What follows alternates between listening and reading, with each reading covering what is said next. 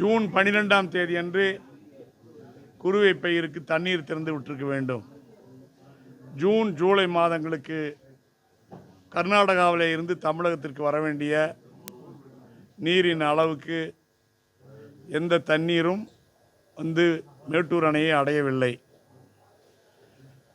இந்த அளவுக்கு இத்தனை நாளும் இதை பற்றி நம்முடைய முதலமைச்சர் கர்நாடக அரசை கண்டித்தோ அல்லது நீதிமன்றத்திற்கு சென்றோ அல்லது காவிரி மேலாண்மை ஆணையத்திடமோ எந்த கோரிக்கையும் நேரடியாக இதுவரை வைக்கவில்லை.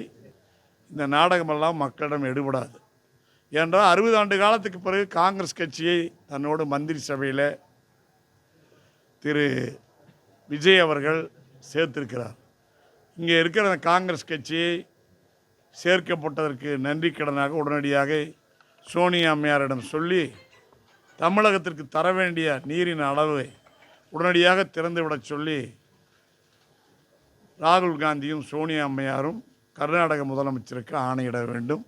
அந்த பணியை காங்கிரஸை தன்னோடு மந்திரி சபையில் சேர்த்திருக்கிற நடிகர் விஜய் அவர்கள், முதலமைச்சர் விஜய் அவர்கள் செய்ய வேண்டும். தமிழ் ஜனம் சேனலை சப்ஸ்கிரைப் பண்ணாமல் பார்த்துட்டு இருந்தீங்கன்னா மறக்காமல் சப்ஸ்கிரைப் பண்ணிடுங்க.